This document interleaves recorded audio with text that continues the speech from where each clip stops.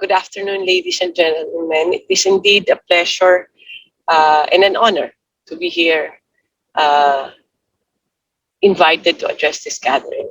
As chairman of the Committee on Economic Affairs in the lower house of the 18th Congress, I share the value and importance of sustaining and developing our economy despite the onslaught of the COVID-19 pandemic.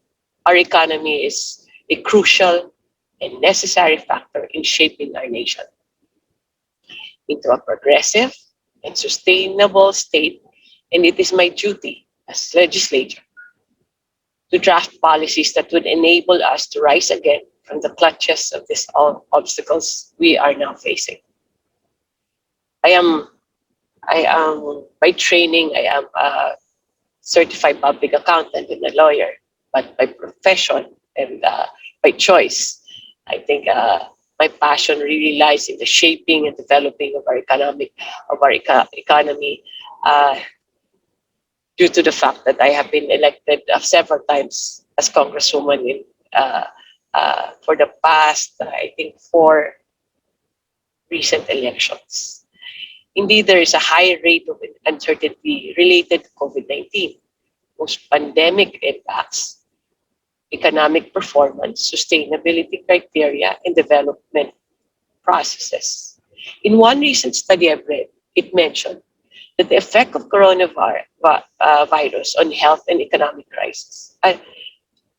In analysis of its growth in countries clearly shows that its development leads to crisis. Declining GDP rates damage health, education, and industrial progress globally.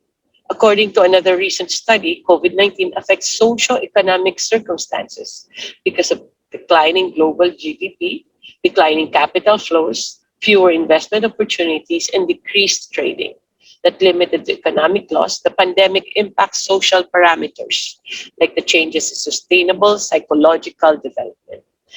COVID-19, the deadly virus that has infected more than 4 million people across the world in a matter of months and claimed the lives of over 300,000 in the in the Philippines alone, the Department of Health has confirmed that as of September 11, 2021, there are 2.21 million Filipinos that have been infected with the disease, with a death toll of 34,978. Not as high as the other countries, but we still have 34,978 Filipinos who have died in COVID. Our hearts and prayers go out to the families of those whose lives were taken by this deadly pandemic. And if these statistics and mortalities weren't enough, COVID-19 has also brought devastating effects to our economy.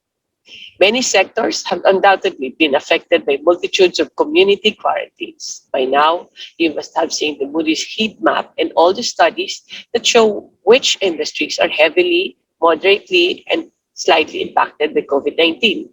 The workers from the public transport sector were among the first to be affected, followed by those from manufacturing, retail, and other services. Tourism, of course, is also heavily hit, as shared to us by the chairperson of the Committee on Tourism, Chairperson Sol Aragones. In fact, Director General Carl Shua of NEDA said that each week of lockdown in NCR plus alone cost us 144 billion or 1.6% of the 2020 nominal GDP, an additional 161,000 to 242,000 poor individuals, and the displacement of about 607,000 workers. The previous prolonged lockdown, according to the PSA, or the Philippine Statistic Authority, cost us a 16.5% drop in our GDP per quarter. And the biggest share of the loss is the NCR, the major contributor to the national economy. As a result of prolonged lockdown, the economy experienced the worst contraction on record at 9.5% in 2020, while the same year also saw the unemployment rate peak at 17.7%. I think that was in April. Strict lockdowns definitely caused devastating effects on the economy. What that translated to the loss of jobs, shutdown of livelihoods, and hunger for vulnerable workers and their families. Ladies and gentlemen, it appears that the virus is here to stay and does not seem to have plans of going away soon, which gives us the choice of dying with it, including our economy. Although, ladies and gentlemen, I do beg to differ. I beg to differ. I choose to coexist with it along the way, regain our humanity, and rebuild our economy. I disagree that we have to choose between health and economy. I think we can live with the virus and take care of our health and our economy at the same time.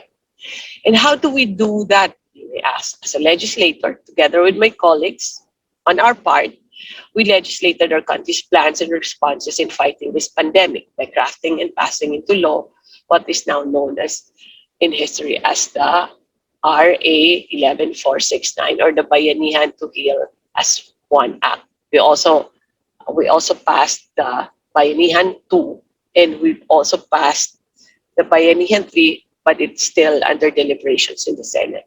Of course, we did not stop there as the virus continues to mutate. So do our responses. And this one innovation that I am urging the IATF for the management of infectious diseases by reopening the economy through imposition of not lockdowns, not ECQ, not MECQ, but granular lockdowns, bakuna, and business bubbles. Granular lockdowns are necessary to arrest the rapid rise of COVID-19 cases and must be implemented through government-led efforts in tracing, isolating, and treating infected individuals while providing all affected household or individuals with ayuda or cash and in-kind assistance while under granular lockdown. In order to bolster economic productivity, granular lockdowns must be coupled with bakuna bubbles by allowing fully vaccinated individuals to engage in businesses and other activities which are otherwise prohibited or restricted across the various quarantine classifications. To save the economy alongside these granular lockdowns and bakuna bubbles, business bubbles, must be allowed in order to let businesses, whether deemed essential or non-essential, lahat-lahat na, to operate so long as they deploy fully vaccinated employees and they subject such employees to regular COVID-19 testing to adequately protect both their livelihoods and their consumers, complemented by transport bubbles that would safely ferry fully vaccinated employees to their workplaces. Last March, we legislated what was mentioned earlier, which is the Corporate Recovery and Tax Incentives for Enterprises, or CREATE Act. In this law, we introduced some tax holiday for periods of 4 to 7 years, followed by special corporate income tax rate at 5% on the gross income earned in lieu of all taxes, both national and local, or enhanced deductions for 5 to 10 years, and many more. The incentive period varies depending on which area the registered project or activity will be located. We likewise included a 5-year maximum period to avail exemption from customs duty on imports of capital equipment, raw materials, spare parts, or accessories directly and exclusively used in the registered activity. Moreover, VAT exemption on importation and VAT zero rating on local purchases shall apply to goods and services directly and exclusively used in the registered project or activity by the registered business enterprise, or RBEs, among others. As a main proponent to the most crucial measures to our economic recovery, such as new Public Service Act, amendments to the Foreign Investment Act, Retail Trade Liberalization Act, we also have been going through the tax reform packages like the PIFITA and the real estate assessment revaluation reform. I hope that our economy will be able to access be more. This is the objective of all these bills or all these laws, is to push our economy. Let this be a stimulus to our economy, and also let our economy be more accessible to foreign investments and open new economic opportunities for both Filipinos and foreigners. The government understands that these bills, if passed into law, will provide for much needed investments to support Filipino capital as the economy gradually recovers from the adverse impact of the pandemic. I hope these economic reforms will boost the country's performance and competitiveness. As of today, the Retail Trade Liberalization Act is about to be done in the bicameral committee. The Public Service Act is under deliberations in the floor at the Senate, and it is now under period of amendments, the last leg. And then Foreign Investment Act is still under deliberations. We are currently working out new policies as well, such as the third series of the Bayanihan Act, the amendments to the Customs Modernization and Tariff Act, which I'm supposed to defend right now, but I'm here with you, the revisions to the Intellectual Property Code, and many more. All possible measures that will spur the economy and finally recover from the pandemic so we can all go back to our old life despite existence of COVID-19.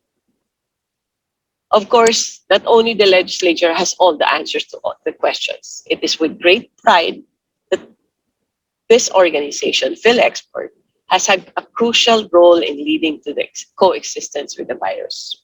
We fully appreciate and recognize the vital role of Philippine exporters for leading the way to continued expansion of global trade that has spurred on by the gradual opening of major economies abroad, as it contributed $5.89 billion to total trade, or a 29.8% growth for May 2021 over the previous year's 4.54 billion. With this, it has effectively shrunk the balance of trade by $329.9 million from April 2021 figures, even as imports expanded by 47.7% as demand for industrial inputs rose due to growing economic activity in the country. With the Philippine exporters, the government can be continuously optimistic in this difficult time. Kayo po yung pag-asa ng bayan. We in the government strongly believe that we can sustain this upward export performance trajectory as our major trading partners continue opening up their borders and easing travel restrictions, given the success rate in their vaccination drive. The same thing here in the country as we roll out the vaccination program as provided by in the COVID-19 vaccination program of Act of 2021, allowing the private sectors, hopefully allowing the private sectors to purchase vaccines, including LGUs also, through a multi-party agreement or MPAs. We are further expecting that our very own trading industries will rebound in next coming quarters as we hope they reap the benefits of the first and second economic stimulus packages of Bayanihan, where we enhance access to credit facilities, accelerated the deployment of critical ICT infrastructure, and promoted online commerce and digitalization of MSMEs, among others. Now we ask ourselves, is there hope? Can the economy and the virus coexist? I answered the affirmative. There is hope according to medical experts. There are studies showing that the virus will eventually become endemic, but in the meantime, we can coexist with the virus and get on with our lives by taking the necessary steps to protect ourselves by getting vaccinated and strictly adhering to the medical protocols. As an organization, we have the capacity to make the difference. But as with everything else in this pandemic, time is of the essence. We must act with haste, but also with foresight. We can't return to business as usual. We have a unique opportunity to recreate society with business unusual, a society where our knowledge, economy, and other industries are at the forefront. Finally, let me share this line with you as it seems so appropriate to the situation. The choices you make depend on the chances you take. I truly believe that there can be coexistence between the challenges we face now and hope for our economic recovery. Thank you very much, and mabuhay po ang PhilExport. Mabuhay po ang ating bansa. Maraming salamat po.